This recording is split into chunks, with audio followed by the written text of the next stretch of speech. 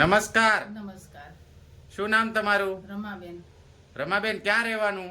ઉપલેટા. ઉપલેટા. તો રમાબેન, તમને શરીરમાં કઈક તકલીફ હતી, શું તકલીફ હતી? મને તકલીફ હતી, ઉલટી થઈ, પછી જુલાબ થયા, જુલાબ થી પછી એમાં તાણાસકી ઉપડી ગયા ને એમાં નસ ખેસાઈ ગઈ. હા, તો કેટલા સમયથી આ તકલીફ હતી તમને? મને તકલીફ હતી 8-9 મહિના થયા. 8 મહિનાથી તમને તકલીફ હતી? 2 મહિના કેશોદની દવા ચાલુ રાખી અમે. અને એમાં તમે ડોક્ટરને બતાવેલું? હા, કેશોદ. હા, અહીંયા ઓપરેશન નું કીધું. કઈ હોસ્પિટલમાં બતાવેલું? સમર્પણ. આ ફાઇલ છે તમારી? હા. એમાં તમે બતાવેલું? હા. અને ત્યાં ડોક્ટરે તમને ઓપરેશન નું કીધેલું? ઓપરેશન નું કીધું.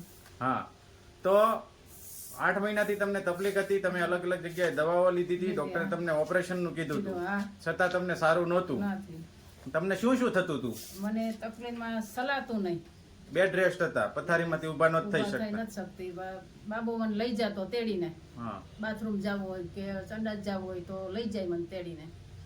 ઓકે, એવી કન્ડિશન તમારી થઈ ગઈ હતી અને ડોક્ટરે તમને ઓપરેશન નું કહી દીધું હતું. હા, અને મને પછી આ વિડિયો જોયો, પછી અમે ભાઈને તો દવા આપણે અહીંયાથી મગાવીએ. પછી તમે ફેસબુક માં વિડિયો જોયો જીનલબેન નો, અને એમાં એને નંબર આપેલો હતો, એમાં તમે ફોન કર્યો અને ફોન કરીને આ દવા મંગાવી. કઈ દવા મંગાવી જરા બતાવો. એક આ ઓર્થોમેગા, કેલ્શિયમ D3, જોઈન્ટ જીમ ને આ ઓમેગા ફ્લેક્સ, આ 4 દવાઓ તમે મંગાવી. કેટલો સમયથી આ દવા લઈ રહ્યા છો? 2.5 મહિના જેવું થયું. 2.5 મહિનામાં ડોક્ટરે તમને ઓપરેશન કરવાનું કીધું હતું.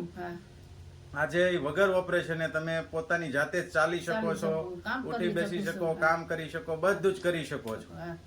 તો ઘણા લોકો આવી સમસ્યાથી પીડિત હશે, જેને ડોક્ટરે ઓપરેશન નું કીધું છે, બેડ રેસ્ટ હશે, આવી કોઈ પણ સમસ્યા હશે, તો એવા લોકોને તમે શું સંદેશો આપશો? એને આપશો કે અમે દવા મગાવી, તમે દવા મગાવો. કોઈ આડઅસર, આની કોઈ આડઅસર થઈ હતી? ના, મને એ કઈ નતું થયું. કોઈ નુકસાન કર્યા વગર કાયમી માટે તકલીફ દૂર થઈ ગઈ. તો જે લોકો આવી સમસ્યાથી પીડિત હશે એ જરૂર એકવાર આ દવા લે એવું તમારું કહેવું છે. જરૂરી છે.